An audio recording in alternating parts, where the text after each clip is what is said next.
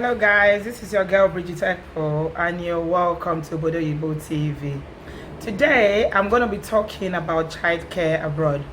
One of my friends who was living in the UK before but has relocated back to somewhere in Africa now reached out to me and said I should talk about childcare and the impact it has on people's lives, especially women who live abroad. When I was young, I wanted to have a lot of children. I said to myself, I will have at least 6 or 7 children because I love children. I just love children. I remember as a little girl, there was this woman that was living next door to us in my father's house, and she had twins.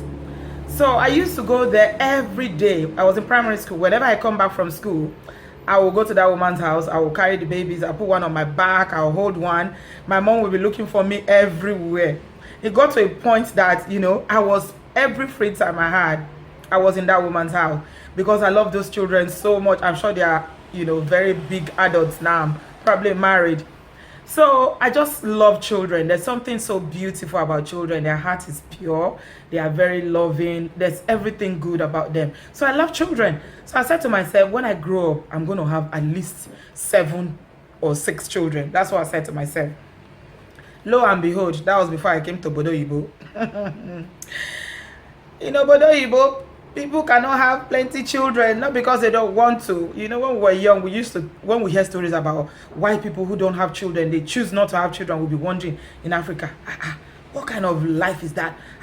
They born you, you self no go born. That's very selfish. Black people will know how to judge quickly. How you no go born? How can God forbid that we don't. It is now that I actually know why some white people don't have children, or even black people now choose not to have children, because it is hard work. It is not easy, so it's a lot of work. So if you live in Africa and you're planning to come here with children as a woman or as a young family, and you have more than 2 children under the ages of 10, then you have to really think about it carefully, because what it is that one of the parent, usually the mom, will have to spend a lot of time at home looking after those children, because the cost of childcare is very expensive.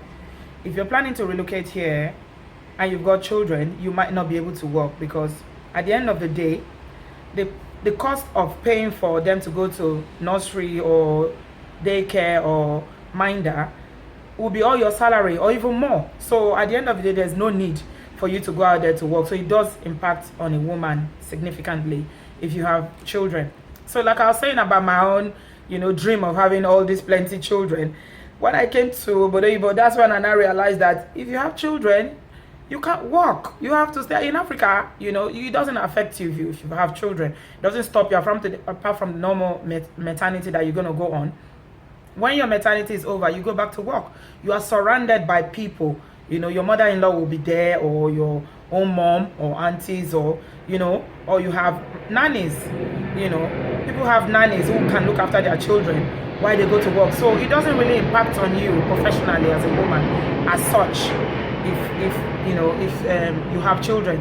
But here, it's not so easy. It's very expensive. Childcare is very expensive. And the worst part is that you never have anybody to leave your children for. So if your partner, your boyfriend, or your husband is working, for instance, and you're the only one minding the children, anywhere you are going, you have to be dragging these children with you.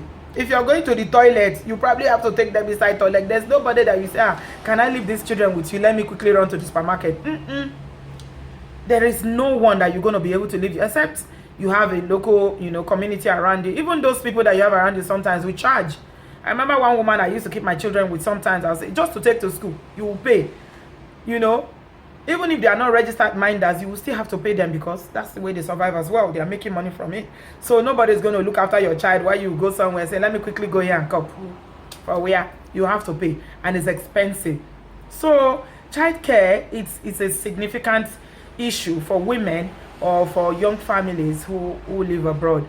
It's not like a lot of people want to have more children, but when you think about it, where you're going to start all over again from, you can't work. You have to be at home until that child is, your maternity is over. You start thinking of childcare, how much it's going to cost you to put that child in nursery. And children don't start school on time. Overseas, it's not like Nigeria where 2-year-old. My sister's children at 2, they started school. Even before they start talking, I used to tease her. I said, they can't even talk. Why are they going to school? Why are you wasting school fees? They can't talk, but they learn. They play. Play is a form of development as well. So I understand why children start school very early. But here, you can't put children in school until they are 4. That's the earliest they can go. So they'll go to a nursery where you have to pay. So it's very expensive. You find up to for the younger they are, the more expensive it becomes. So for a baby of 6 months old, for instance, you pay up to £200 a week for childcare. How much is your salary at the end of the month? If you take that out of your salary, how much? And then you have to drop them in the morning. When they are sick, they will call you. I remember my first job in this country. Oh my God. I really, really love that job. And I was good at it because it's, the same administration background that I have coming from Nigeria. And my manager really liked me. We worked well together. But it was very far from home, and I was having to travel an hour on the train each way.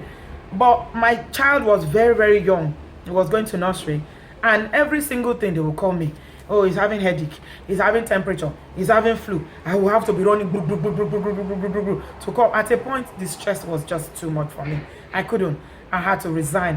In fact, the day I sent my resignation letter, my manager was very disappointed. She was like, oh, Bridget, we really, really like your work. You're very committed. You're dedicated. Why are you leaving? I explained to her. I said, I can't cope. The stress is killing me. My child is young. It's going to nursery. I'm paying a lot. But, this running up and down all the time, calling me, it's not worth it at the end of the day. If I take it out of my salary, it's not worth it. That's why. So after that, I had to now sit down at home. Then started to think, okay, what can I do? What kind of job is flexible enough for me to walk around, not having to, have a 9-to-5 job. So these are some of the challenges that people who live abroad have with young children.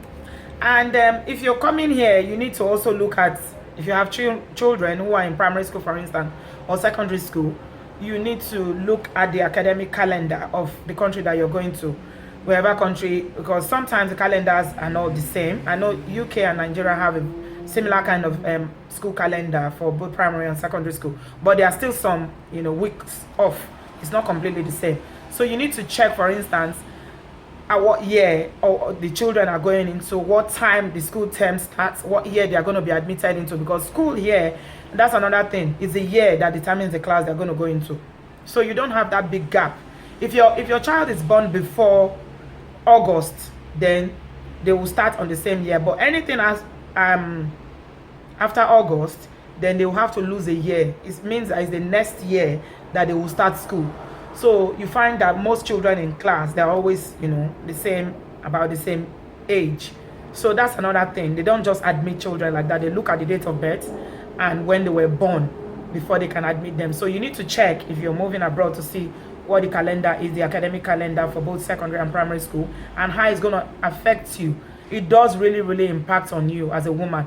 It sets you back as a woman because sometimes it's just so stressful. For instance, if you have 5 children and they're all, some of them are in primary school and some of them have not even started at school, you will just sit down. Only you will cook, you will clean. If they are sick, you will go to the doctor. If the schools here, they are alarmist. I can say that the schools here are alarmist. Any small thing, I think they are just risk averse in a way that they are afraid that if anything happens to the child, they need to report.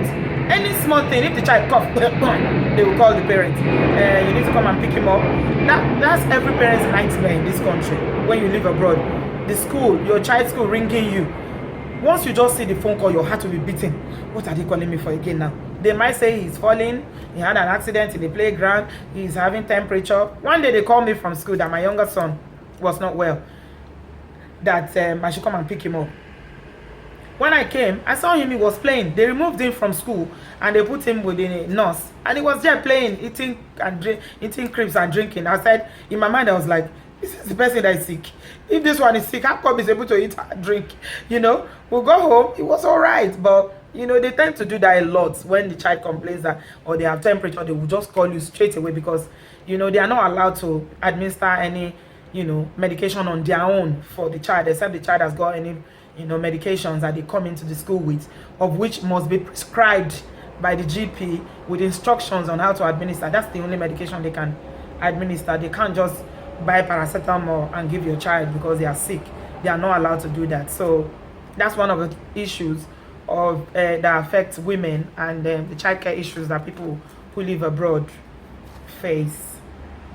So this is just going to be a very quick one today, addressing the issue of childcare abroad. So having children, having plenty of children, all of you in Africa that are saying to your families back here that you have more children, 1 is not enough, 2 is not enough, have 5, have 10. It's not easy. It's not easy looking after children as well. It's expensive, and like I explained, it has a lot of impact on women and men as well, because when the child is going to nursery, somebody has to be paying. So if the woman is not working, or if she has a job that is not well paying, then the man has to chip in as well. So it's a lot of stress on families. So that's why you need to think about it very carefully about, you know, the impact of childcare and how expensive it is. If you're coming, either you're coming to live here, or those who live here, it impacts on their lives significantly. That's why we don't have plenty children. We have 2 maximum. Yes, somebody try 3. Anybody that has 4, please respect them, because they it would have cost them a lot, because they have to put on hold so many things for the children to grow. And you know, it's not such an easy thing to do, because the things that you could have been doing simultaneously while your children are growing, you can't do them because your children are young and you can't really take that time to advance yourself. So it does impact on your profession as a woman and also your pockets. So it's been your girl Bridget Ekpo. Thank you for watching my video this week. I really appreciate your love and your support all around the globe, wherever you are watching me from. Please subscribe. It's this red button, just click on it. It's free of charge. Like my videos and share, and please follow me on all social media: Facebook, Instagram, Twitter, and Snapchat as well. Thank you. Until I come your way again next time. Bye.